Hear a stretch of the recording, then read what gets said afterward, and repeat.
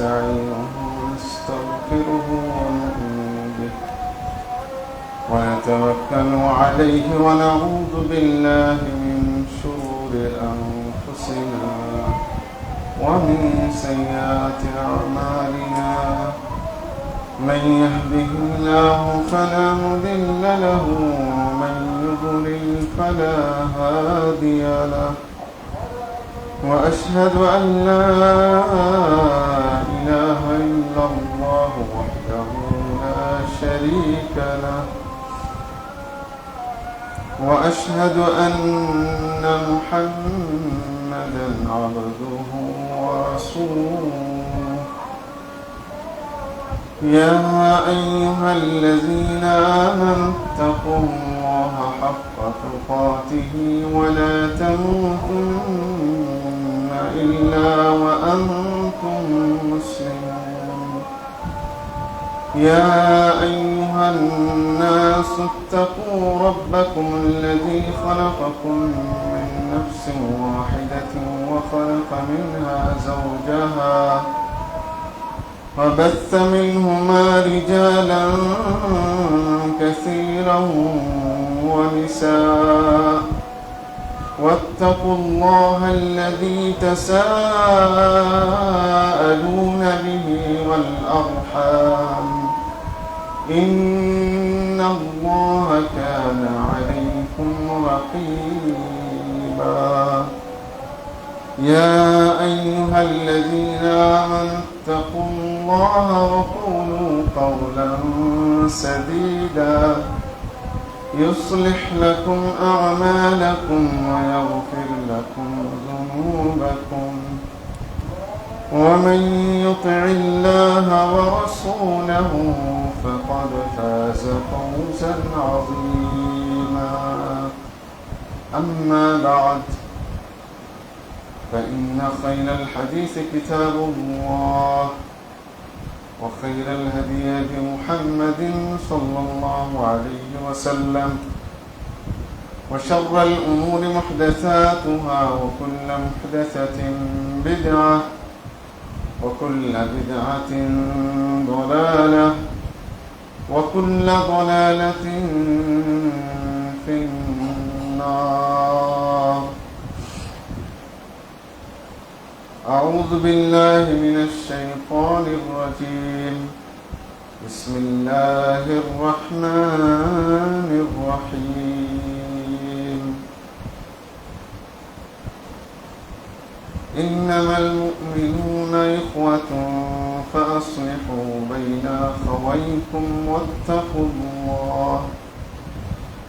واتقوا الله لعلكم ترحمون.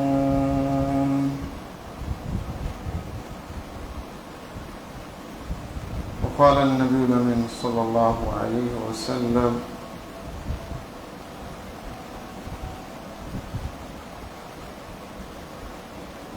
كل المسلم على المسلم حرام دمه وماله وعرضه.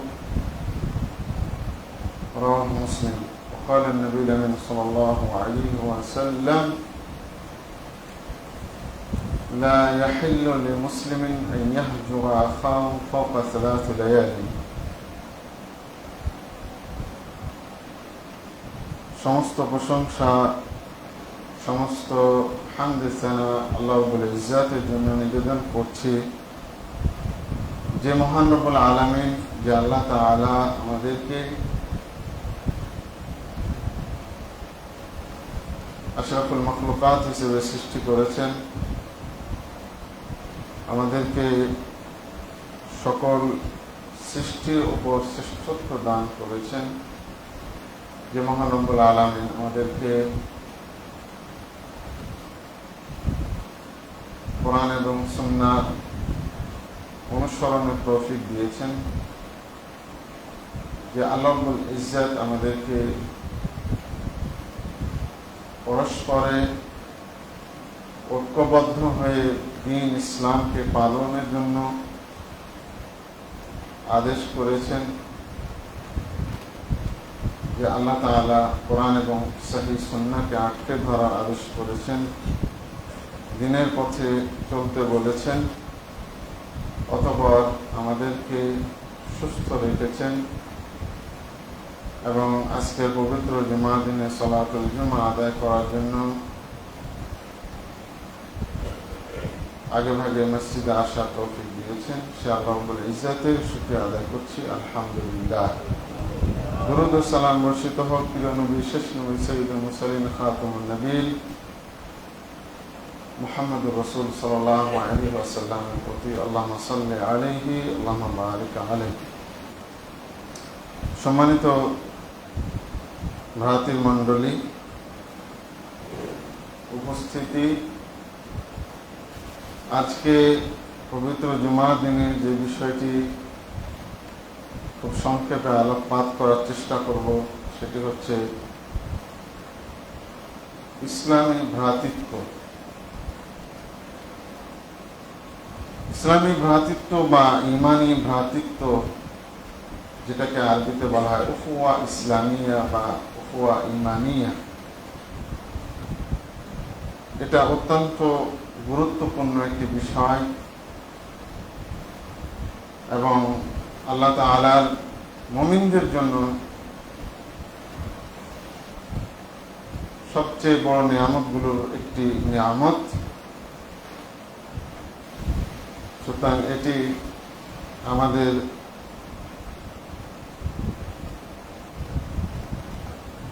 ব্যক্তি জীবনে, পারিবারিক জীবনে, সামাজিক জীবনে, রাষ্ট্রীয় জীবনে এটি অত্যন্ত গুরুত্বপূর্ণ এবং আল্লাহ তাআলার কর্তৃক তাকিদ প্রাপ্ত একটি বিষয়। আমাদেরকে যে কোনো ঊর্ধ্বে থেকে ইসলামী ভ্রাতৃত্বকে, ইমানি ভ্রাতৃত্বকে, মুসলিমের পারস্পরিক ভাই ভাই ঐক্যতা, এগুলো ধরে রাখা উচিত। কারণ মুসলমানদের মূল স্পিরিট কিন্তু এখানে।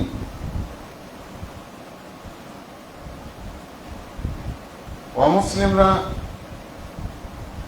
মুসলমানদের ভিতরে ততদিন পর্যন্ত নিজেদের প্রাধান্য বিস্তার করতে পারেনি। মুসলমানদের উপরে, মুসলমানদের ভিতরে যতদিন পর্যন্ত মুসলিম জাতি ঐক্যবদ্ধ ছিল এবং একতাবদ্ধ ছিল দ্বীনের উপরে, ইসলামের উপরে, এবং মুসলিমরা শুধু দ্বীন ইসলাম নয় বরং দুনিয়ার যাবতীয় ক্ষেত্রে যতদিন পর্যন্ত একতাবদ্ধ, ঐক্যবদ্ধ থেকেছে, মুসলিমরা নিজেদের শক্তি, সামর্থ্য, শৌর্য, বীর্য সারা দুনিয়াকে দেখাতে পেরেছে। মুসলিমরা যখন ধীরে ধীরে তাদের ইমানি ভ্রাতৃত্ব বোধগুলো হারিয়ে ফেলেছে, যার ফলে ঐক্যতা হারিয়ে ফেলেছে, একতাবদ্ধতা হারিয়ে ফেলেছে, ধীরে ধীরে মুসলমানরা দুর্বল হয়ে গেছে এবং আজকে সারা দুনিয়া জুড়ে পৃথিবীব্যাপী মুসলমানদের নিষ্পেষণ, নির্যাতনের অন্যতম এবং প্রথম সারির কারণ কিন্তু এটা। সেটা হলো যে মুসলমানের পারস্পরিক যে ভ্রাতৃত্ব বন্ধন, এটা আজকে ছিন্ন বিচ্ছিন্ন। মুসলমানদের মধ্যে পারস্পরিক ইসলামী ভ্রাতৃত্ব, ইমানি ভ্রাতৃত্ব আজকে ভেঙ্গে টুকরা টুকরা হয়ে গেছে, খান খান হয়ে গেছে।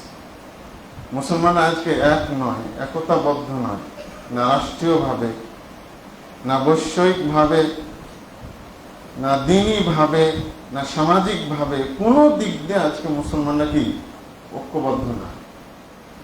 যার ফলে কাফেররা যেভাবে ইচ্ছা, যেমন ভাবে তাদের মন চায় ওভাবে আজকে মুসলমানদেরকে শাসন করছে, নির্যাতন করছে, নিষ্পেষণ করছে, জুলুম করছে।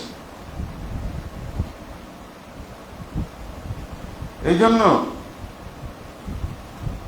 আমরা যতদিন এই বিষয়টা অনুধাবন না করব যে আমাদের দুনিয়াবি যে কোনো বিষয়ে, দুনিয়াবি যে কোনো সমস্যার ঊর্ধ্বে থেকে নিজেদের মধ্যে ঐক্যতা, ভ্রাতৃত্বতা যতদিন আমরা টিকিয়ে না রাখবো, ধরে না রাখবো, ততদিন পর্যন্ত আমাদের মুসলমানদের মধ্যে সে শক্তি, সে অতীত যুগের, সোনালী যুগের যে ঐতিহ্য ছিল, যে শক্তি সামর্থ্য ছিল, যে ক্ষমতা ছিল, এবং সারা দুনিয়াব্যাপী কুফফারদের বিরুদ্ধে তাদের যে একটা ঐক্যবদ্ধ ক্ষমতার যে একটা দাপট ছিল, প্রভাব ছিল, এটা আমরা ফিরে পাব না যতদিন না আমরা এক হব, ইসলামী ইমানি ভ্রাতৃত্ব বোধে বলিয়ান যতদিন না হব, মজবুত যতদিন না হব, দৃঢ় যতদিন না হব, ততদিন পর্যন্ত আল্লাহ ওটা আমাদের আর ফিরিয়ে দিবেন। ওটা এখন অতীত। আজকে দেখেন মুসলমানরা সব দিক দিয়ে ছিন্ন বিচ্ছিন্ন, কোথাও ঐক্য নাই। মুসলমানদের মাসলা মাসাইলের যে দ্বন্দ্ব, যে মতভেদ, এগুলো ইসলামের প্রথম যুগ থেকেই আছে, কিন্তু মুসলমানরা ঐক্যবদ্ধ ছিল। মাসলা মাসাইল মতভেদ থাকলো, ঐক্যবদ্ধ ছিল, যতদিন না পর্যন্ত এই ইসলামের মধ্যে মুসলমানদের ভিতরে শিয়া রাফিজিদের জন্ম না হয়েছে। শিয়া রাফিজিরা হলো ইহুদিদের থেকে তাদের জন্ম। পৃথিবীর মাঝে সবচাইতে বিচক্ষণ যে জাতি, সবচাইতে ব্রেইনি জাতি, সেটি হলো ইহুদিরা। ওরা জানতো যে একটা জাতিকে ধ্বংস করার জন্য যেটা দরকার সেটা হলো তাদের ঐক্যবদ্ধতাকে ধ্বংস করে দিতে হবে। তাদের মধ্যে যে ইমানি ভ্রাতৃত্ববোধ আছে, তাদের মধ্যে যে ঐক্যতা আছে, এটাকে ধ্বংস করতে হবে যে কোনো মূল্যে। এবং এর প্রমাণ আমরা আল্লাহ রাসূলের যুগেই পাচ্ছি। সূরা আলে ইমরানের আয়াত, ওয়া'তাসিমু বিহাবলিল্লাহি জামিআন ওয়া লা তাফাররাকু ওয়াযকুরু নি'মাতাল্লাহি আলাইকুম ইয কুনতুম আ'দা।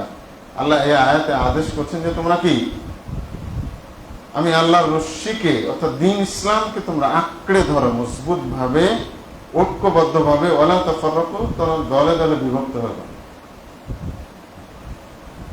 ওয়া লা তাফাররাকু ওয়াযকুরু নি'মাতাল্লাহ, এবং তোমরা স্মরণ করো আল্লাহর নিয়ামত। আল্লাহর নিয়ামতটা কি ছিল? ইয কুনতুম আ'দাআন ফাআল্লাফা বাইনা কুলুবিকুম। আল্লাহ বলছে যে আমার দেওয়া নিয়ামতটাকে তোমরা একটু স্মরণ করো। নিয়ামতটা কি ছিল? যে তোমাদের মধ্যে ছিল পারস্পরিক দ্বন্দ্ব, সংঘাতের সম্পর্ক, অনেকের সম্পর্ক, শত্রুতার সম্পর্ক। আমি আল্লাহ কি করেছি? তোমাদেরকে পারস্পরিক মুহাব্বতের, সুসম্পর্কের, ইসলামী ভ্রাতৃত্বের, ইমানি ভ্রাতৃত্বের নিয়ামত দান আমি তোমাদেরকে করেছি। এটা আল্লাহ তাআলা নিজেই বলছেন যে এটা আমার নিয়ামত, যে তোমাদের পরস্পরের মধ্যে শত্রুতাকে দূর করে আমি কি করেছি? মিত্রতা, ভ্রাতৃত্বতা দিয়ে আমি ভরে দিয়েছি। আল্লাহ নবী যখন মদিনা হিজরত করলেন, এই মদিনার ইয়াসরিব বাসীরা, তাদের হৃদয় কোমল, এই জন্য আল্লাহ রাসূলকে খুব দ্রুত এবং তাড়াতাড়ি তারা বুঝতে পেরেছিল, গ্রহণ করেছে। মক্কার লোকেরা গ্রহণ করেনি। গরিব কিছু ব্যক্তি আর দু চারজন মক্কার যারা সম্ভ্রান্ত ছিল, যেমন ওমর বিন খাত্তাব, হামজা রাদিয়াল্লাহু আনহু, এরা গ্রহণ করেছে।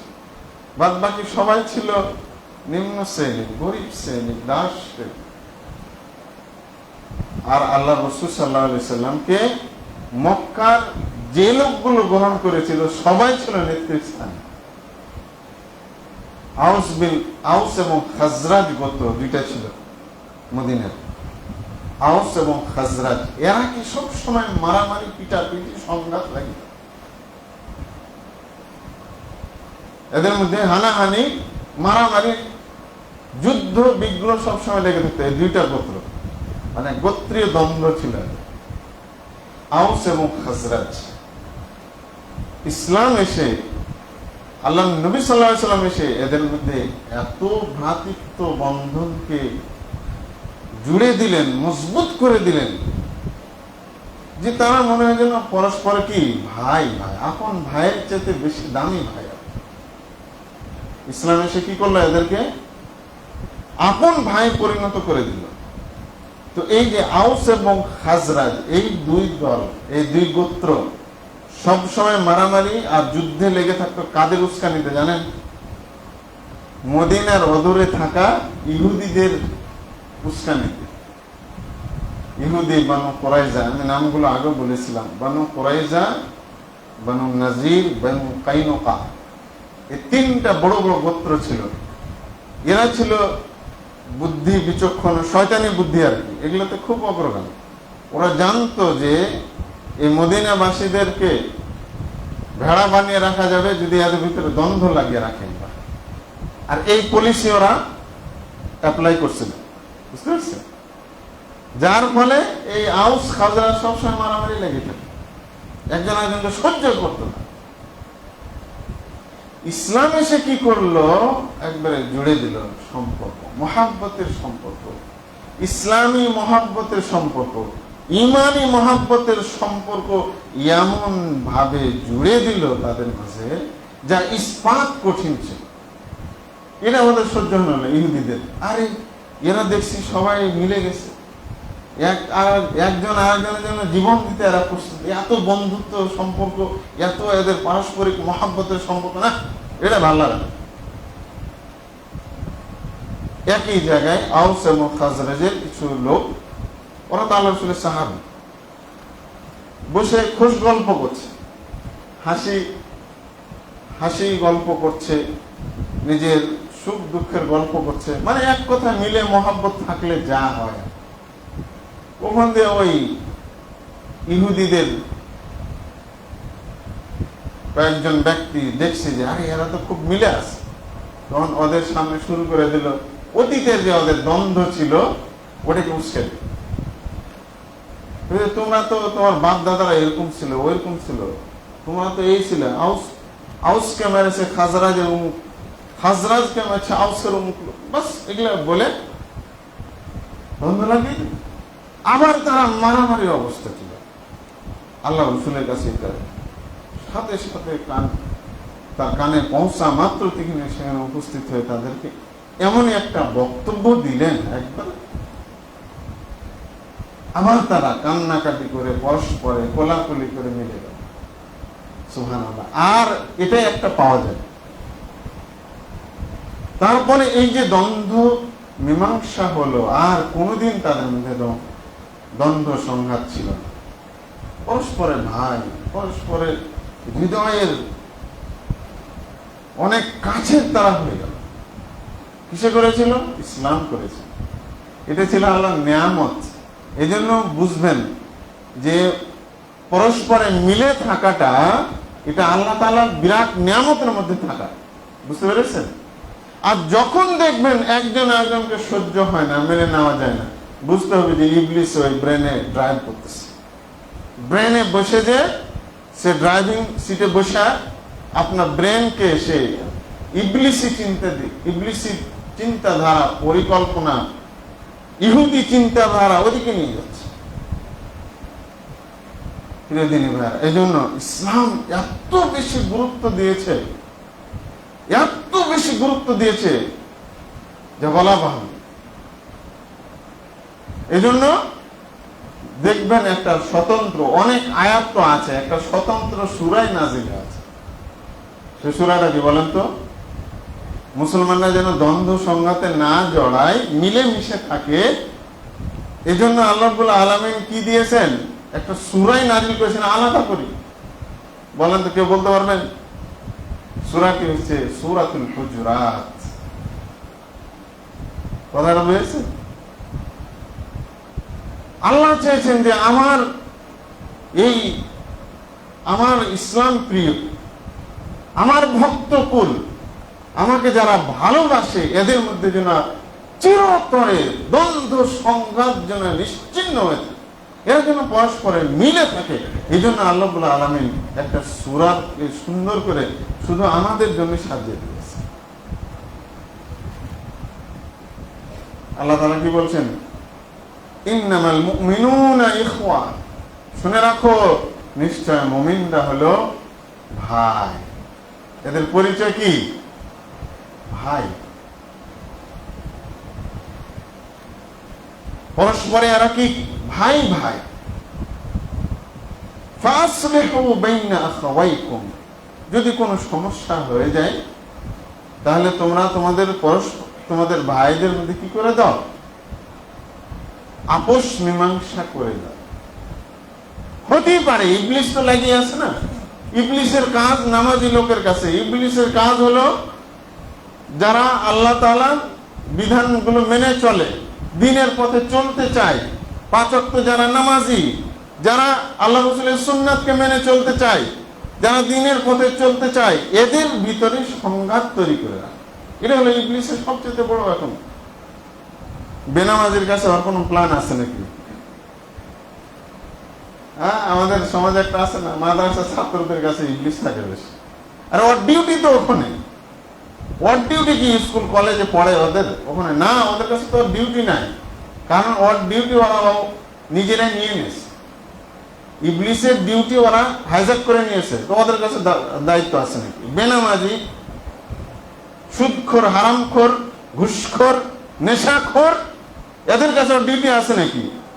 ইবলিসের ওখানে কোনো ডিউটি নাই, কারণ ওরা ইবলিসের ডিউটিটাকে হাইজ্যাক করে নিয়েছে, চিন্তাই করে নিয়েছে, দিয়ে ইবলিসকে মুক্ত করে দিয়েছে। ইবলিসের ওখানে দায়িত্ব নেই। ইবলিসের দায়িত্ব কোথায়? মাদ্রাসা আর মসজিদে। ইবলিসের দায়িত্ব হলো ভালো ইমানদার, নামাজি, পরেজগার লোকগুলোর কাছে। এই জন্য ও সব সময় লেগেই থাকে কেমনে এদের মধ্যে পরস্পরে দ্বন্দ্ব লাগানো যাবে, কেমনে এদের মধ্যে পরস্পরে হিংসা বিদ্বেষ তৈরি করা যাবে, ফাটল তৈরি করা যাবে, কেমনে এদেরকে দিয়ে গীবত করানো যাবে, চুগলখড়ি করানো যাবে, কেমনে এদের পরস্পরে হিংসা করানো যাবে, এই ওর কাজ। এটা হলো ডিউটি। এটা হলো ডিউটি। এখানে ডিউটি হয়, ও বলে তো কোনো ডিউটিই তো না, কারণ ওরা আমার ডিউটি অলরেডি পালন করে, এই জন্য ও ওখানে যায় না। ওরা এখানে হলো ডিউটি।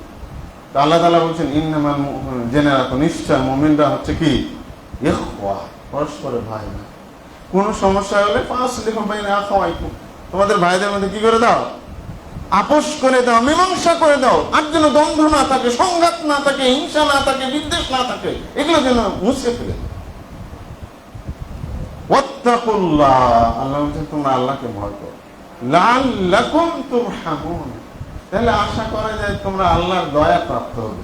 তাহলে কি বোঝা যাচ্ছে? হিংসা বিদ্বেষে লিপ্ত থাকলে কি আল্লাহর দয়া পাওয়া যাবে? আল্লাহর অনুগ্রহ পাওয়া যাবে? পাওয়া যাবে না। প্রিয় দিনী ভাইরা, ইবলিস তো এটাই চায় যে পরস্পরে দ্বন্দ্ব লাগিয়ে এদের ক্ষতি যতটুকু পারা যায় সর্বোচ্চ আমি করবো, প্রয়োজনে এদেরকে সাথে নিয়ে জাহান্নামে। এটা হলো কর্মসূচি, এটা হলো তার প্ল্যান। প্রিয় দিনী ভাইরা, এই জন্য কি করতে হবে? আমাদের মধ্যে কোনো সমস্যা থাকলে ওটা সমাধান করে নিতে হবে এবং মিলেমিশে থাকার চেষ্টা করতে হবে। আল্লাহ রাসূল সাল্লাল্লাহু আলাইহি ওয়াসাল্লাম বলেছেন, লা ইয়াহিল্লু লিমুসলিমিন আন ইয়াহজুরা আখাহু ফাওকা সালাসি লায়াল। কোনো কারণে যদি ইবলিসি কুমন্ত্রণ হয়, কোনো কারণে দ্বন্দ্ব লেগে গেছে, তাহলে কি একজন আরেকজন মুসলমান থেকে মুখ ফিরিয়ে থাকবে? এটা চলবে না। 3 দিনের বেশি থাকাটাই বৈধ না, হারাম। সর্বোচ্চ যদি থাকতে পারে 3 দিন, এই 3 দিনের মধ্যে মীমাংসা করে নিতে হবে। কিন্তু আমাদের কি হয়? সামান্য বিষয় নিয়ে দ্বন্দ্ব লাগে, আর এটা জীবিত রাখতে হয় দীর্ঘদিন, বিভিন্ন কারণ দেখে। বিভিন্ন অজুহাতে এগুলো কি দ্বন্দ্ব সংঘাত হিংসাকে টিকিয়ে রাখতে।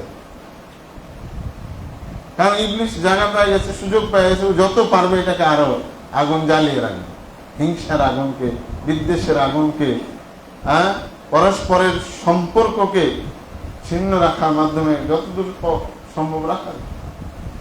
আজকে দেখেন 58টা মুসলিম রাষ্ট্র এই ইবলিসের খপ্পরে পড়ে মুসলমানরা ইসলামী ভ্রাতৃত্ব ধ্বংস তো করেছে, পরস্পরের মধ্যে ঐক্য এমন ভাবে ধ্বংস করে যে এখন তারা কি হয়েছে, গুসা উনকা গুসা ইসরাইল, এরা আবর্জনার মতো পরিণত হয়েছে, কোন শক্তি নাই। দেখছেন প্রায় 3 বছর 3.5 বছর থেকে বিরামহীন ভাবে একটা মুসলিম দেশকে lakh lakh bomb, lakh lakh ton bomb ফেলে ধ্বংস করে দিচ্ছে। লক্ষ লক্ষ নারী, মুসলিম নারী পুরুষ শিশুকে তারা ধ্বংস করে দিল, হত্যা করল, সব নীরব দর্শক। আজও এখনো চলছে। যখন আমরা এখানে বসে খুতবা শুনছি, একটা মসজিদের ভিতরে উপরে ফ্যান আছে, তাদের ওখানে নাই। তারা জীবন নিয়ে কিভাবে বেঁচে থাকবে এই চিন্তা আছে। কেন? মুসলমানদের অনেকের সুযোগ নিয়ে তারা এই কাজ করছে, মুসলমানদেরকে বিভক্ত এমন ভাবে করে রেখেছে যে এখন তাদের কোন শক্তি সামর্থ্য নেই। এখন কদিন আগে কি করেছে ইসরায়েল, এই ইহুদি রাষ্ট্রটি একই সাথে 6টা মুসলিম দেশে আক্রমণ করেছে একই দিনে। ভাবা যায় এটা, 6টা মুসলিম দেশে বিমান হামলা করেছে। আর মুসলমানরা দর্শক। ওই কয়েকদিন আগে কি বলে কাতারে হামলা হলো, সব মুসলিম দেশগুলো এক জায়গায় হয়ে কিছু চা কফি খাইলো, কিছু গল্প সল্প করলো, ব্যাস, কিচ্ছু হতো না। কারণ ওরা জেনে গেছে, ইহুদি নাসারারা জেনে গেছে যে এদেরকে যদি মাটির সাথে মিশিয়ে দিই, এদেরকে যদি ধরে ধরে আমরা পাখির মতো গুলি করে মারি, বম্বিং করে একবারে নিশ্চিহ্ন করে দিই, এদের কেউ কিছু বলার মতো নাই, করার মতো নাই। কেন? আমাদের নাই শক্তি, নাই সামর্থ্য, নাই ঐক্য, নাই ইসলামী ভ্রাতৃত্ব বোধ, এই জিনিসটা নাই, যার ফলে তারা এটা করতে পারছে। এখন তো সেটা গেল। এখন আপনি আমি, এটা হলো আন্তর্জাতিক অবস্থা মুসলমানদের। আমার আপনার দেশেই দেখেন, আমাদের দেশে কতগুলো রাজনৈতিক দল রয়েছে। এক এক রাজনৈতিক দলের কর্মসূচি হলো এক এক রকম, কারোর সাথে কারোর মিল, কেউ কাউকে সহ্য করে না, মানে বিভক্ত করে আছে, বিভক্ত করে আছে। তারপরে দেখেন, এই জন্য মুসলমানের কোন শক্তি নেই। দুর্গাপূজা কয়দিন, দুর্গাপূজা হয়ে গেল নাকি না শুরু মনে হয়, আচ্ছা সামনে দিয়ে। এই দুর্গাপূজা উপলক্ষে 3 কোটি টাকা আমার আপনার ঘাম ঝরানো পয়সা, ট্যাক্সের টাকা দুর্গাপূজার জন্য আল্লাহকে অসন্তুষ্ট করার কাজে, শিরকের কাজে আমার আপনার ঘাম ঝরানো 92% 92% মুসলমানের রক্ত পানি করা টাকা দিয়ে আল্লাহর সাথে শিরকের কাজে ব্যয় করা হচ্ছে। আজকে আবার দেখলাম ধর্ম উপদেষ্টা উনি আরো 2 কোটি টাকা বাড়িয়ে 5 কোটি টাকা ঘোষণা করছে। চিন্তা করছে এগুলো কেন? এগুলো হলো গণতন্ত্রের ফল। ওই যে ভাগ ভাগ, টুকরা টুকরা করছে, একজন একজনকে টুকরা টুকরা করে রেখেছে। এখন এরা কি, কে কত কাফেরকে সন্তুষ্ট করতে পারে এই প্রতিযোগিতা লিপ্ত। কাতার $600 মিলিয়ন বিমান উপহার দিল কাকে?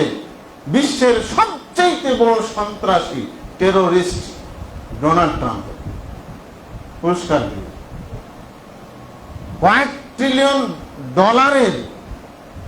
বিনিয়োগ করলো সৌদি, কাতার, দুবাই, কোথায়?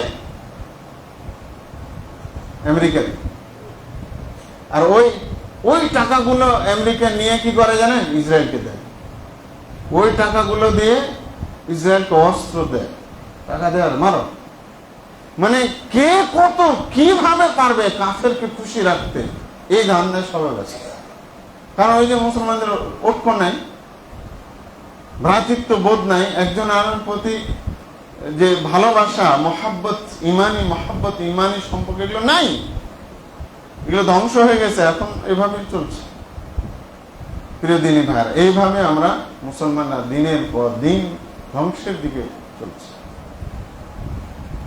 তারপরে আমাদের পারস্পরিক কি হচ্ছে দেখেন, পারস্পরিক অনৈক্যের কি কুফল, এগুলো তো আমরা একটা দেখছি। আর একটা কি, অনেক জায়গায় দেখবেন আহলে হাদিস মসজিদ মাদ্রাসা দখল হয়ে যাচ্ছে। সবাই ঐক্যবদ্ধ হয়ে একটা মসজিদ মাদ্রাসা করেছে, তারপরে কিছুদিন যাওয়ার পরে দ্বন্দ্ব লেগে, বুঝতে পেরেছেন, পরস্পরে দ্বন্দ্ব লেগে দুই তিনটা দল হয়ে যায়, কি হয়ে গেছে, ওইটা তখন দখল নিয়ে নিয়েছে সংখ্যাগরিষ্ঠ যারা মুসলমান বাংলাদেশ, বেদাতি শিরকে লিপ্ত থাকা মুকাল্লিদ বা মাযহাবী যাই বলেন বা কবর পূজারী বলেন, ওরা কি করছে, ছিনিয়ে নিচ্ছে। কিসের সুযোগ নিয়ে? পারস্পরিক দ্বন্দ্বের সুযোগ। কিছুদিন আগে ময়মনসিংহে মুক্তাগাছা একটা দখল হয়েছে, জানেন মূল কারণ কি জানেন? এই দ্বন্দ্ব, পরস্পরে দ্বন্দ্ব লেগে মসজিদ মাদ্রাসা দখল। তারপরে ব্রাহ্মণবাড়িয়া এরকম ঘটনা অনেক ঘটেছে, মসজিদ দখল করে নিয়েছে। ফেনীতে, নোয়াখালীর এদিকেও এগুলো ঘটনা। দীর্ঘদিন ওই মসজিদে কোরআন এবং সহিহ সুন্নাহ অনুযায়ী মক্কা মদিনার আদলে খুতবা চলেছে, নামাজ চলেছে, এখন এটা দখলে নিয়ে নিয়েছে। দেবন্দি তরিকায়, ব্রেলভি তরিকা এখন মসজিদে খুতবা হবে, নামাজ। এগুলো কিসের জন্য জানেন? পারস্পরিক দ্বন্দ্ব।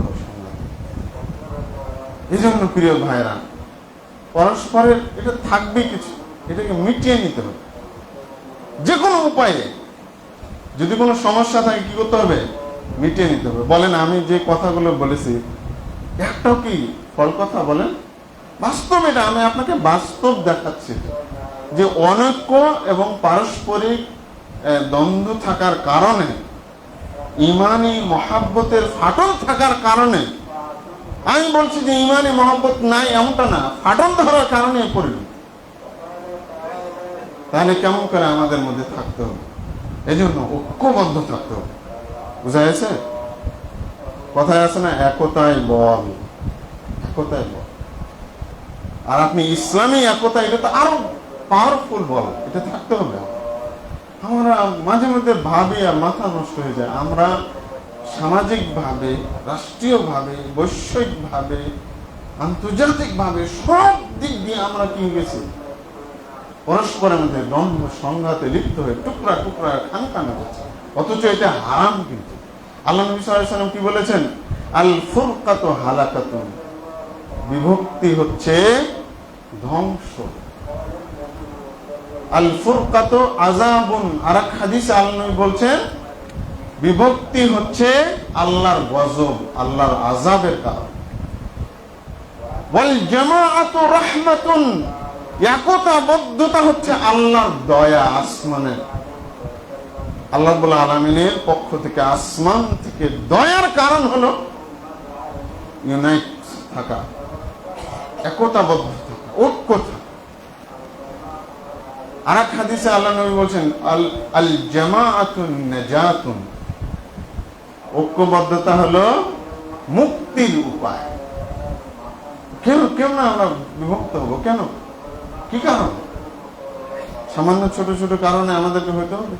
প্রিয় দিনী ভাই, আমি কিছু কারণ বলবো, দেখেন তো এগুলো আছে কিনা আমাদের মাঝে। অ্যানালাইজ করতে হবে তো নাকি? আমাদের মধ্যে যদি কোনো সমস্যা থাকে, এগুলো তো আমাদের চিহ্নিত করতে হবে এবং ওগুলো বাইর করে দিতে হবে। আল্লাহ তাআলা সূরা হুজরাতের মধ্যে যে কারণগুলো বলেছেন, মুসলমানদের মধ্যে ভ্রাতৃত্ব ধ্বংস হওয়ার, নষ্ট হওয়ার যে কারণগুলো বলছেন, ওই কারণগুলো কয়েকটি তুলে ধরছে।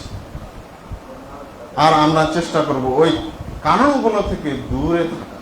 এক নম্বর কারণ যদি আমরা দেখি, সেটি হচ্ছে কি, পরস্পরের মধ্যে দ্বন্দ্ব যেগুলো কারণে হয়, এক নম্বর হলো আত্মা ফি দুনিয়া আও বিমা ফি আইদিন নাস, লোভ লালস। মানুষের কাছে যে জিনিসটি আছে দুনিয়াবি কারণে লোভ লালসা, লোভাতুর হয়ে যাওয়া, লোভী হয়ে যাওয়া, লোভ থাকা, আকাঙ্ক্ষা তৈরি হওয়ার মনের ভিতরে যে ও এরকম হয়েছে আমি কেন হব না, ও এমপি হয়েছে আমি কেন হব না, আমাকে হতে হবে, ও চেয়ারম্যান হয়েছে আমাকে হতে হবে, আমি তার থেকে যোগ্য, ওর টাকা আছে আমারও টাকা থাকতে হবে। এই হচ্ছে আমাদের প্রতিযোগিতা, যেটা ঠিক নয়। কথাটা বুঝছেন? আল্লাহ তাআলা সম্পদ তিনি দেন, আল্লাহ তাআলা কাউকে ক্ষমতা, পজিশন, পদ মর্যাদা তিনিই দেন। আবার আল্লাহ রাব্বুল আলামিন যার কাছ থেকে ইচ্ছা করেন তার কাছ থেকে ছিনিয়ে নেন। কথাটা বুঝেছেন? আবার আপনি চিন্তা করবেন যে ও এত বড় খারাপ মানুষ, ও কেন থাকবে কম? এটাই আমাদের ধ্বংসের কারণ, বুঝেন? কিন্তু আল্লাহ তাআলা ওকে ক্ষমতা দিয়েছে, তাহলে তো কোরআনে আয়াতের বিরোধী হয়ে যাবে না? যদি আপনি যেটা আমি যেটা ভাবছি এটার বিরোধী হয়ে যাবে না? অত ইজ্জু মান তাশা ওয়া তুযিল্লু মান তাশা বিয়াদিকাল খায়র। আল্লাহ বলছেন আমি যাকে ইচ্ছা ইজ্জত দিই, যাকে ইচ্ছা অপমান অপদস্থ করি। তো কাউকে যদি নেতা বানানো হয়, নেতৃত্ব দেওয়া হয়, ধরেন মসজিদ মাদ্রাসার পরিচালক, সভাপতি, প্রিন্সিপাল, এটা তো আল্লাহ দেওয়া। জোর জবরদস্তি করে কেউ যদি নেয় এখানে দয়া থাকে না, কিন্তু এটা কোনো কারণে যদি পেয়ে যায় আল্লাহ রাব্বুল আলামিনের পক্ষ থেকে দয়া থাকে। কিন্তু এই জন্য দেখবেন যে দেশের একটা খারাপ মানুষ নেতৃত্বে আছে ঠিকই, প্রধানমন্ত্রী হয়ে আছে, আপনার এলাকার সবথেকে খারাপ ডেঞ্জারাস লোকটা এমপি হয়ে আছে, মন্ত্রী হয়ে গেছে, আপনি বুঝবেন যে এটা আল্লাহ তাআলাই তাকে দিয়েছে পরীক্ষার জন্য। আপনি এই জন্য হিংসাত্মক হয়ে যাবেন, লোভ কাতুর হয়ে যাবেন, এবং এগুলো নিয়ে দ্বন্দ্ব, মারামারি, সংঘাত হয়ে ইসলাম এলাও করে না। আল্লাহ নবী সাল্লাল্লাহু আলাইহি সাল্লামকে বলছেন যে আল্লাহ রাসূল, আমি আল্লাহর কাছে কিভাবে প্রিয় হব বলে দেন তো একটু, আর মানুষের কাছেও আমি প্রিয় হতে পারবো, আপনি এমন একটা পলিসি, একটা আমল বলে দেন না। আল্লাহ রাসূল সাল্লাল্লাহু আলাইহি সাল্লাম কি বললেন সাহাবীকে? ওই সাহাবীকে বলা মানে কি তা কি বলছে আমাদের বলেননি? আল্লাহ রাসূল সাল্লাল্লাহু আলাইহি সাল্লাম সারা দুনিয়ার মুসলিমকে বললেন, ইজহাদ ফি দুনিয়া ইউহিব্বুকাল্লাহ, তুমি দুনিয়া বিমুখ হও, দুনিয়ার প্রতি বেশি লেগে থাকো না, কোনো রকম খেয়ে পরে চলার মতো করো, বাস তুমি দুনিয়া বিমুখ হও, ইউহিব্বুকাল্লাহ, আল্লাহ তাআলা তোমাকে ভালোবাসে। কথাটা বুঝেছেন? আর মানুষ কিভাবে ভালোবাসবে? ওয়াজহাদ ফিমা আইদিন নাস ইউহিব্বুকান নাস। আর মানুষের হাতে যে জিনিসটা আছে, সে টাকা হোক, পয়সা হোক, ক্ষমতা হোক, পদ হোক, যে কোনো বিষয় হোক, যেটা মানুষের হাতে আছে, এটা বিমুখ হও তুমি, এটা ত্যাগ করো, ওটার প্রতি লালসা করিও না। ইউহিব্বুকান নাস, তাহলে মানুষ তোমাকে ভালোবাসে। আল্লাহ রাসূল শর্টকাটে বলে দিলেন। তো এই জন্য আমাদের দুনিয়ার লোভ, দুনিয়ার পদ মর্যাদার লোভ, লালসা, এগুলো থেকে অন্তরটাকে কি করতে হবে? মুক্ত করতে হবে, পবিত্র রাখতে হবে। যদি দিয়ে দেয় সেটা ভিন্ন কথা। প্রিয় দিনী ভাইরা, আর একটা আমাদের ইসলামী পারস্পরিক ভ্রাতৃত্ব নষ্ট হওয়ার কারণ হলো মারাত্মক, সেটি হলো কি? হাসাদ, হিংসা, হিংসা বিদ্বেষ, মনের ভিতরে হিংসা। হিংসা কাকে বলে? জাওয়ালুন নি'মা, অন্যের আল্লাহ প্রদত্ত যে নিয়ামতটা আছে ওটা ধ্বংস কামনা করাটা হলো কি? হিংসা। দেখতে পারান মানে মন থেকে মেনে নেওয়া না, হিংসা কাজ করা, এটা খুব খারাপ জিনিস, খুব ডেঞ্জারাস। এই জন্য আল্লাহ রাব্বুল আলামিন কুরআনুল কারীমের মধ্যে এবং নবী সাল্লাল্লাহু আলাইহি ওয়াসাল্লাম হাদিসের মধ্যে এগুলোকে খুব মারাত্মকভাবে গুরুত্ব দিয়ে বর্ণনা করেছেন। আল্লাহ রাসূল সাল্লাল্লাহু আলাইহি ওয়াসাল্লাম বলেন, ওয়ালা তাহাসাদু ওয়ালা তাবাগাযু ওয়া কুনু ওয়ালা তানাজাশু ওয়ালা তাজাসসু ওয়ালা তাহাসসাসু ওয়া কুনু ইবাদাল্লাহি ইখওয়ানা। আল্লাহ রাসূল সাল্লাল্লাহু আলাইহি ওয়াসাল্লাম বলেন, ওয়ালা তাহাসাদু, তোমরা পরস্পরে হিংসা লিপ্ত হইও না, ওয়ালা তাবাগাযু, পরস্পরে বিদ্বেষী আচরণে লিপ্ত হইও না, ওয়ালা তাহাসসু, কারির পিছনে লেগে পড়িও না, মানে কারোর দোষ ত্রুটির চিন্তা সেটাকে অনুভব করো না। ওয়ালা তানাজাসু, দালালি করো না। দালালি কি এটা তো আমরা জানি, দালাল টাইপের লোক কেউ আছে, জমির দালাল, কেউ আছে ব্যবসার দালাল, বিভিন্ন দালাল আছে আর কি। সব প্রকার দালাল কিন্তু নিন্দনীয় দালালি। অকুন ইবাদাল্লাহ ইখওয়ানা, আল্লাহ রাসূল বলেছেন তোমরা পরস্পরে ভাই ভাই হয়ে যাও, পরস্পরে মুসলিম ভ্রাতৃত্ব বন্ধনে তোমরা পরিণত হয়ে যাও, এটা করিও। শাইখুল ইসলাম ইমাম ইবনে তাইমিয়া রাহমাতুল্লাহ আলাইহি বলছেন, আল হাসাদু মারদুন মিন আমরাদিন নাফস, মানুষের অন্তরে, আমরা জানি হার্টের সমস্যা হয়, রিং পরাইতে হয়, কিন্তু এই হার্টের একটা বড় ব্যাধি হলো কি হিংসা। কথাটা বুঝেছেন? এই হৃদয়ের, মনের সবচেয়ে ডেঞ্জারাস একটি ব্যাধি হলো, ক্যান্সার তুল্য রোগ হলো কি হিংসা। এটা মানুষ নিজের মনের মধ্যে পুষে রাখে, আর যার ফলে কি হয়, আল হাসাদ ইউলিদুল আদাওয়াত বাইনাল আফরাদ ওয়াল মুজতামা, হিংসা কি করে জন্ম দেয়, মুসলিমদের পরস্পরের মধ্যে শত্রুতা, ব্যক্তি জীবনে হোক বা সামাজিক জীবনে হোক। হিংসার এত জঘন্য জিনিস, এটা কি শত্রুতাকে ছড়িয়ে দেয়, এর কাজই হলো এটি। প্রিয়দিনী ভাই, এই জন্য উনি একটা পন্থা বলেছেন, কারীর ব্যাপারে যদি হিংসা আসে কি করবা, তুমি হিংসাটাকে ছুঁড়ে ফেলে দিবে, আল্লাহকে ভয় করবা, আর কি করবা, ধৈর্য ধারণ করবা। আর কি করতে হবে, ধৈর্যটা হলো বড় বিষয়, ধৈর্য ধারণ করবে। এই জন্য আল্লাহ রাব্বুল আলামিন কিন্তু বলেছেন ওয়াসবিরু আতিউল্লাহ ওয়া রাসূলাহ। আল্লাহ তাআলা কোরআনুল কারীমের সূরা আনফাল 46 নম্বর আয়াতে বলছেন ওয়া আতিউল্লাহ ওয়া রাসূলাহু, তোমরা আল্লাহর আনুগত্য করো, তোমরা রাসূলের আনুগত্য করো। ওয়ালা তানাজাউ, পরস্পরে বিবাদে ঝগড়ায় লিপ্ত হয় না। যদি এটা করো ফাতাফশালু, তোমরা কি হয়ে যাবে, দুর্বল হয়ে যাবে, দুর্বল হয়ে যাবে, দুর্বল হয়ে যাবে। আর কি হয়ে যাবে, অতাদহাবারি হুকুম, এবং তোমাদের শক্তি বিলুপ্ত হয়ে যাবে। একটা হলো দুর্বল হয়ে যাবে, আর একটা হলো কি, তোমাদের শক্তি বিলুপ্ত হয়ে যাবে। ওয়াসবিরু, তোমরা এগুলা করিও না, বিবাদে লিপ্ত হও না, এবং পরে হিংসা বিদ্বেষে মতভেদে লিপ্ত না হয় তোমরা কি করো, ধৈর্য ধারণ করো। ইন্নাল্লাহা মা'আস সাবিরিন, নিশ্চয় আল্লাহ তাআলা ধৈর্যশীলদের সাথে রয়েছে, সবরকারীদের সাথে রয়েছে।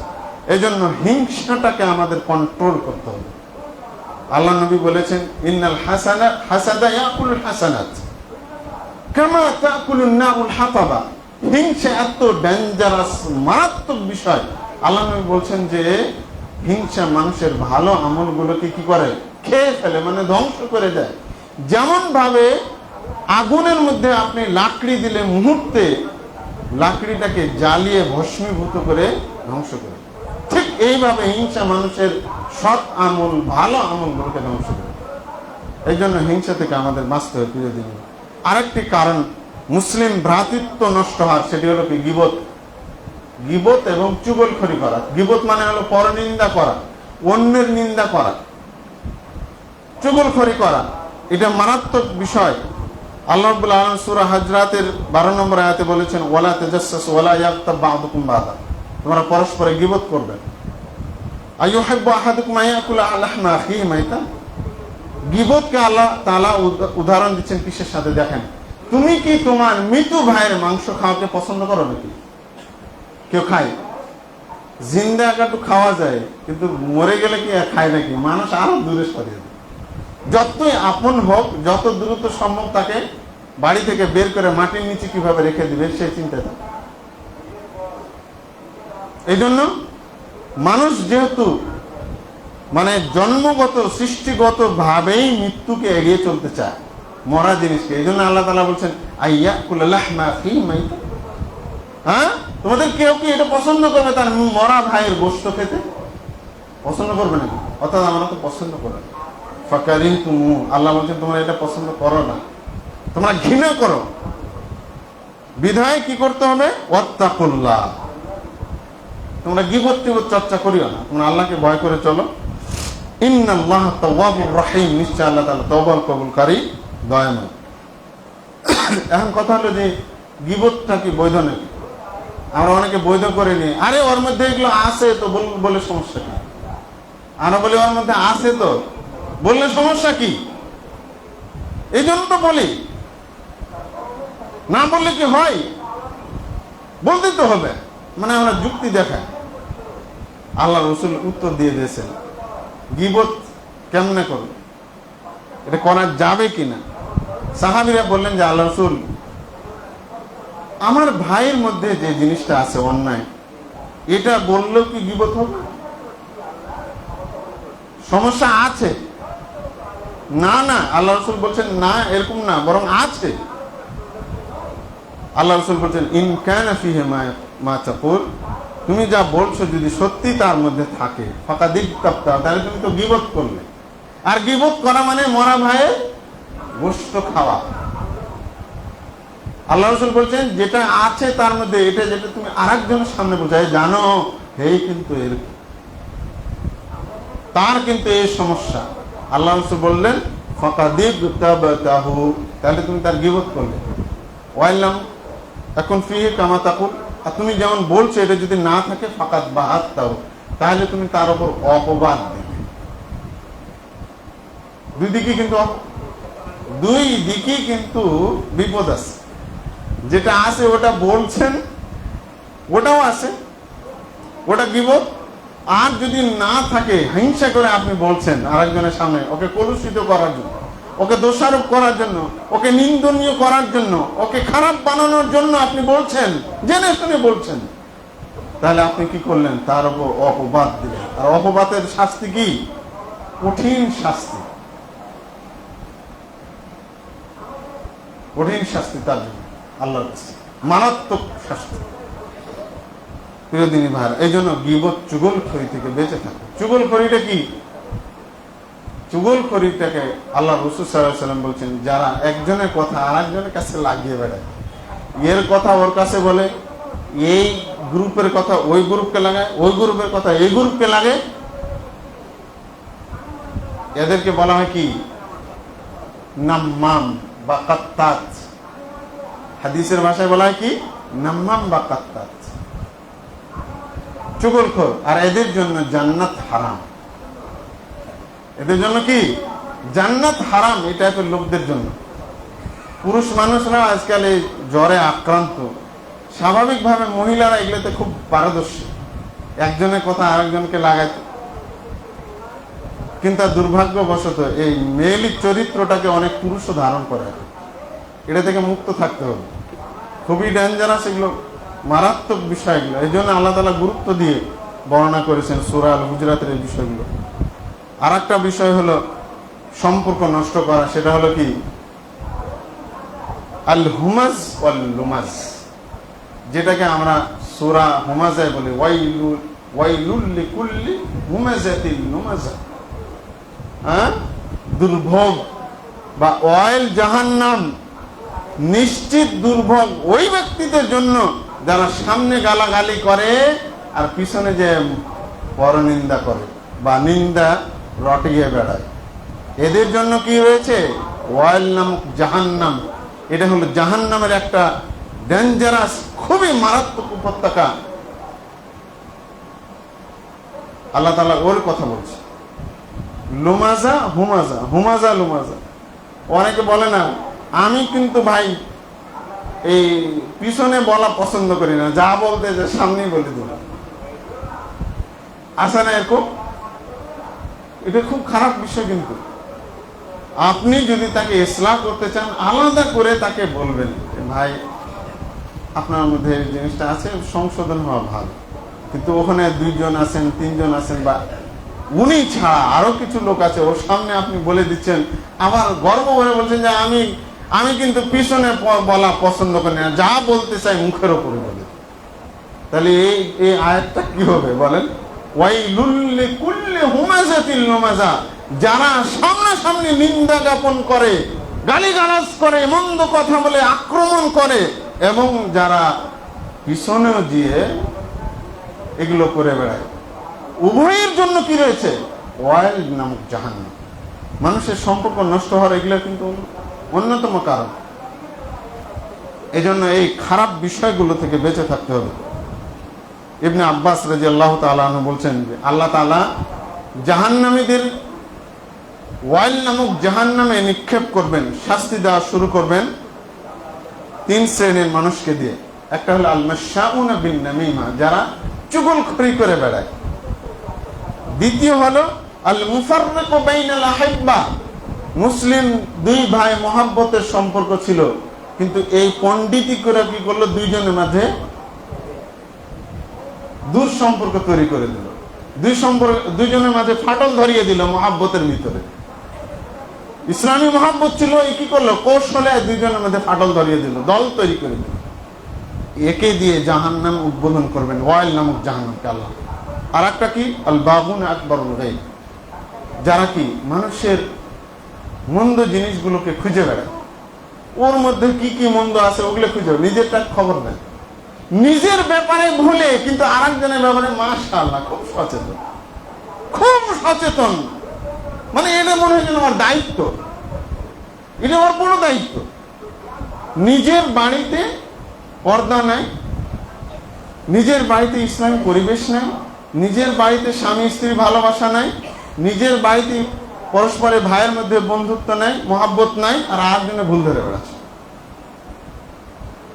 কিন্তু এটাই যে হারাম কাজ করছে ও বুঝেই না, এটার মাধ্যমে সে ভালো কাজগুলোকে নষ্ট করে দিচ্ছে, এটাও বুঝতেই চায়, কে বুঝাবে এটা? এই জন্য এগুলো থেকে খুব সাবধানে থাকবে, খুব সাবধানে থাকতে হবে আমাদের প্রিয় দিনী ভাই। আর একটা হচ্ছে পারস্পরিক মুসলিম ভ্রাতৃত্ব নষ্ট হওয়া, সেটা হলো কি আস-সুখরিয়া ওয়াল ইহানা, আরেকজনকে উপহাস করা। খোঁচা দিয়ে কথা বলে না, বলা আছে কথা আছে না, দিল একজনকে খোঁচা মেরে, সরাসরি বলেনি কিন্তু ঘুরিয়ে বলছে, কিন্তু খোঁচা দিয়ে মানুষের সামনে তাকে অপদস্থ করার জন্য, তাকে হিট করার জন্য, তার মনে দুঃখ দেওয়ার জন্য, কষ্ট দেওয়ার জন্য ইচ্ছা করে এই কাজটা করেছে। এটাও কিন্তু ইসলামে মারাত্মক ভাবে হারাম, এবং আল্লাহ তাআলা এটাকে হারাম ঘোষণা করে দিয়েছেন। ইয়া আইয়ুহাল্লাযীনা আমানু লা ইয়াসখার কওমুম মিন কওম, সূরা হুজুরাতে আপনি এই আয়াতটি পেয়ে যাবেন। আল্লাহ তাআলা কি বলছেন? তোমরা পরস্পরকে ঠাট্টা বিদ্রুপ করিও না, উপহাস করো না। এক সম্প্রদায়, এক ব্যক্তি আরেক ব্যক্তিকে, এক সম্প্রদায়ের লোক আরেক সম্প্রদায়ের লোককে উপহাস করবে না, কখনো না। এটা আরাম করছে আমি আল্লাহ। তারপরে কি, বাকিটি মাঝখান থেকে বাদ দিয়ে বলছি। আল্লাহ তাআলা বলছেন ওয়ালা তালমিজু আনফুসাকুম, কেউ কাউকে মন্দ হিসেবে অভিযোগ করবে না। ওয়ালা তানাবাযু বিল আলকাব, কাউকে মন্দ নামে ডাকাডাকিও করা যাবে না, যে নামটা সে পছন্দ করে না ওটা করা যাবে না। আল্লাহ রাসূল সাল্লাল্লাহু আলাইহি ওয়াসাল্লাম মদিনা যখন গেলেন, যে দেখছেন যে ওই মদিনাবাসীদের এক একজনের নাম 1টা 2টা 3টা করে, মানে এক একজনের নাম 3টা করে। কিছু ওই যে ঠেলা মারা মানে গুতানো নাম, কিছু হচ্ছে তাচ্ছিল্য করে নাম, কিছু হলো বাপের দেওয়ার নাম, কিছু হচ্ছে সমাজের দেওয়ার নাম। তো আল্লাহ রাসূল সাল্লাল্লাহু আলাইহি ওয়াসাল্লাম যখন যেটা পারতেন ওরা বলতেন, উনি তো এটা জানতেন না যে এর আসল কোনটা নাম। আল্লাহ রাব্বুল আলামিন কোরআনে আয়াত নাজিল করে সারা দুনিয়ার মানুষকে বলে দিলেন, খবরদার এভাবে উল্টাপাল্টা নামে কাউকে ডাকবেন, ভালো নাম বলে ডাক। কেউ দেখতে কালো কিন্তু ওর নাম হলো আব্দুল্লাহ, আপনি বলছেন এই কাল্লা, ওইটা হলো, এটাতে কি সন্তুষ্ট থাকবে বলেন? আপনি প্রতিবন্ধী তাকে খোড়া বলে ডাকছেন, এটা খুব খারাপ বিষয়, কিন্তু সে কষ্ট পায়। আপনার প্রকাশ করুক বা না করুক, এইভাবে অনেক তাচ্ছিল্যপূর্ণ ভাষা আছে যেগুলো বলা। পাশাপাশি কি তাচ্ছিল্যপূর্ণ অন্য আরো কোনো বিষয় হতে পারে, নাম ছাড়া অন্য কিছু। খবরদার, এগুলো খুবই হারামি বিষয়, এগুলো থেকে দূরে থাকবেন। আল্লাহ আমাদের সকলকে হেফাজত করে। আর একটা হচ্ছে রাগ, অন্যের প্রতি রাগ ক্রোধ, এগুলো খুব খারাপ, ডেঞ্জারাস বিষয়। মানুষের পরস্পরের মধ্যে কি সম্পর্ক নষ্ট হওয়ার অন্যতম একটি কারণ হলো রাগ, অতিরিক্ত রাগ। আর একটা হলো কি অহংকার, অহমিকতা, এগুলো পরস্পরে মুসলিম ভ্রাতৃত্বগুলোকে নষ্ট করে। এক সাহাবী এসে বলছেন যে আল্লাহ রাসূল আউসিনি, আল্লাহ রাসূল আপনি আমাকে একটু উপদেশ দেন তো। হ্যাঁ, আল্লাহ রসুলের কাছে সাহাবীরা এইভাবে যে বলতে, আল্লাহ রসুল আপনি একটু আমাকে উপদেশ। আল্লাহ রসুল বললেন লা তাগজাব, তুমি রাগ করো না। সাহাবীরা বললো যে আল্লাহ রসুল এটা কি কোনো উপদেশ, আরো কিছু বলেন না। আল্লাহ রসুল বললেন লা তাগজাব লা তাগজাব। জয়বারই বললো, ততবারই আল্লাহ নবী বললেন তুমি রাগ করো না, রাগ করো না, রাগ করো না। আরেকটি বর্ণনা আছে ওয়ালাকাল জান্নাহ, তুমি যদি রাগকে কন্ট্রোল করে যে দুনিয়াতে চলতে পারো তাহলে তোমার জন্য রয়েছে জান্নাত। কিন্তু আমরা রাগ কন্ট্রোল করতে পারি না, এটাই হলো বড় মুশকিল। যে যেখানে আছি একবারে ঝাড়ে দিই। আমি হলাম অটোওয়ালা, আরেকজন হলো রিক্সাওয়ালা, হ্যাঁ, আরেকজন হলো কারওয়ালা। কারে যদি একটু অটো লাগিয়ে দিয়েছে তাহলে অটোওয়ালাকে দে, বা ট্রাকওয়ালা লাগিয়ে দিয়েছে ওকে মারো। আবার অটোওয়ালা কি করে, রিক্সাওয়ালা যদি অটোতে লাগিয়ে দেয় তখন রিক্সাওয়ালাকে দে। মানে একজন আরেকজনের উপর আধিপত্য, যেটাকে বল, মানে ও মনে করছে আমি ওর থেকে তো বড়, আমাকে মানে আমি সাজ করে দিই। কিন্তু এটা মারাত্মক খারাপ বিষয়, বুঝতে পারছি। ওর জন্য যে কি পরিমাণ সে ক্ষতি করছে এটা বুঝতে পারে না। এই জন্য রাগকে কন্ট্রোল করতে হবে, আত্ম অহমিকতা মনের মধ্যে রাখা যাবে না।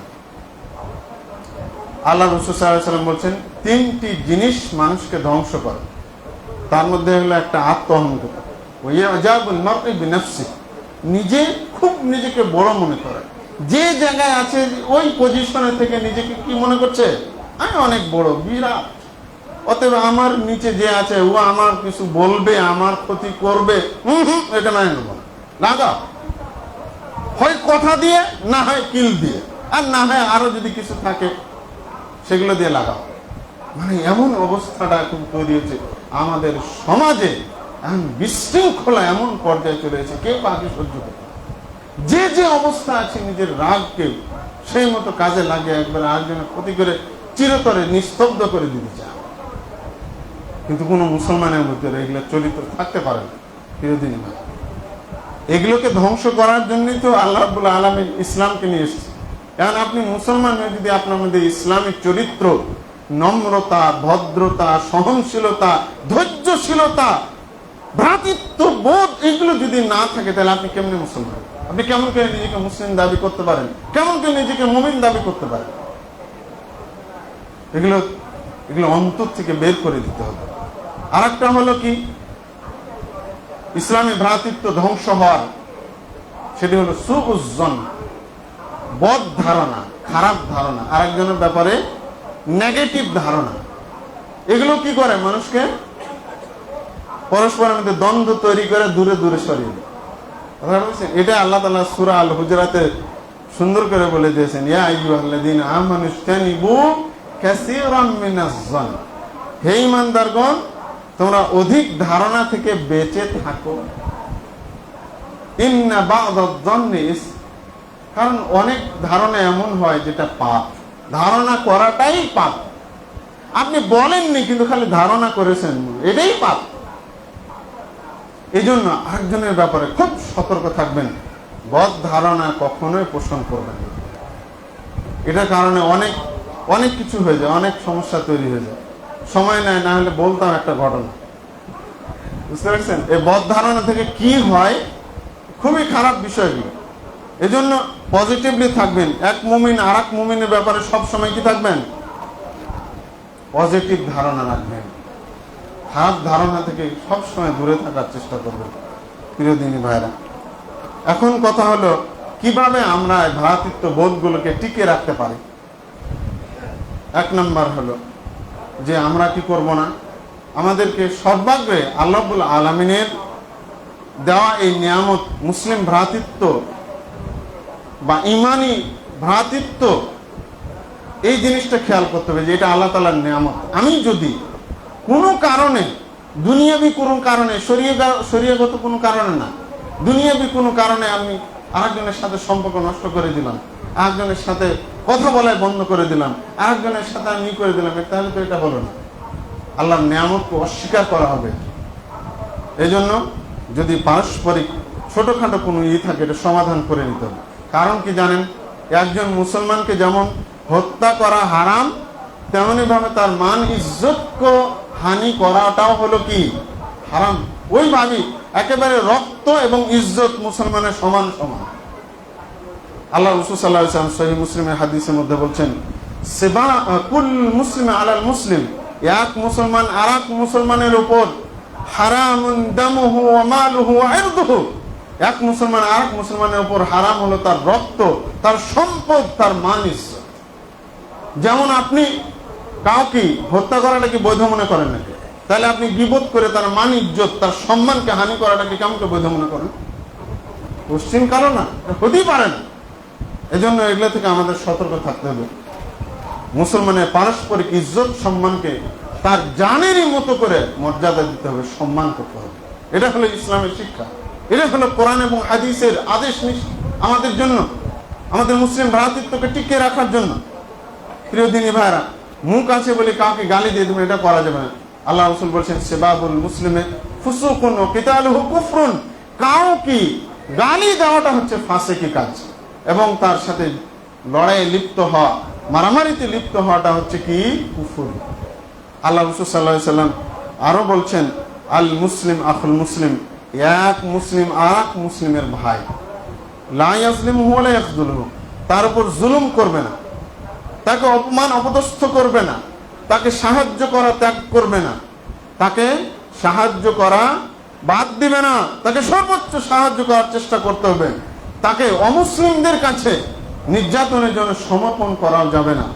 ওয়ালা ইয়াহকুরহু, তাকে তুচ্ছ জ্ঞান করবে না।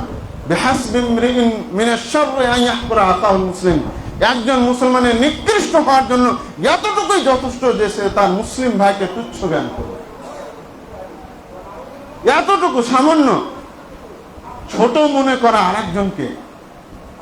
আরেকজনকে নিজের থেকে আরেকজনকে কম মনে করা, তুচ্ছ মনে করাটা, এটাই হচ্ছে একজন মুসলমানের নিকৃষ্ট হওয়ার জন্য যথেষ্ট। এই জন্য নিজের চাইতে আরেকজনকে ছোট হেয় মনে করবেন, এটা সাবধান থাকতে হবে। আল্লাহ নবী সাল্লাল্লাহু আলাইহি ওয়াসাল্লাম আরো বলছেন, আল মুমিন লিল মুমিনি কাল বুনিয়ান, এক মুমিন আরেক মুমিনের জন্য একটা হলো বিল্ডিং এর ন্যায়। কেমন? এশুদ্ধ বাদু বাদা, যেভাবে একটা বিল্ডিং, একটা দেওয়াল, একটা ইট আরেকটা ইটকে আঁকড়ে ধরে থাকে, ছেড়ে দেয় না, মজবুত করে ধরে থাকে, ঠিক মুমিন এক মুসলিম আরেক মুসলিমের জন্য একটা বিল্ডিং, একটা ভবনের মতো, একটাই ভবনের মতো, কিন্তু তার মধ্যে অনেকগুলো কি রয়েছে, ইট রয়েছে, খন্ড খন্ড পাথর রয়েছে, কিন্তু একটাই সে, তার দেহ একটাই। সারা দুনিয়ার মুসলিমকে আল্লাহ নবী সাল্লাল্লাহু আলাইহি ওয়াসাল্লাম বলছেন, মাসালুল মুমিনি ফি তাওয়াদ্দুহিম ওয়া তারাহুমিহিম ওয়া তাআতুফিহিম কামাসালিল জাসাদিল ওয়াহিদ। আল্লাহ নবী সাল্লাল্লাহু আলাইহি ওয়াসাল্লাম বলছেন, সারা দুনিয়ার মুসলমানরা, মুমিনরা ভালোবাসা, দয়া এবং দয়াদ্রতার দিক দিয়ে, অনুগ্রহের দিক দিয়ে, ভালোবাসা মহব্বতের দিক দিয়ে মাসালুল জাসাদ, একটা বডির ন্যায়, একটা দেহের ন্যায় সারা দুনিয়া মুসলমানরা। এই জন্য আপনি আরেক মুসলিমকে কেন দুঃখ দিবেন, কেন কষ্ট দিবেন? আরেক মুসলিমের অপদস্থ হওয়াতে, আরেক মুসলিমের খুন খারাপি হওয়াতে, আরেক মুসলিমের বেইজ্জতি হওয়াতে আপনাকে বেইজ্জতি হতে হবে, আপনাকে কষ্ট পেতে হবে, আপনাকে সহমর্মী হতে হবে, না হলে আপনার মধ্যে ঈমান নেই। কিন্তু আমরা কি করে আরো আগ বাড়িয়ে তার বেইজ্জতি করার চেষ্টা, আগ বাড়িয়ে তার ক্ষতি করার চেষ্টা করি, যেটা আমাদের সমাজকে আজকে, মুসলিম সমাজকে আজকে ধ্বংসের অতলতলে নিয়ে যাচ্ছে।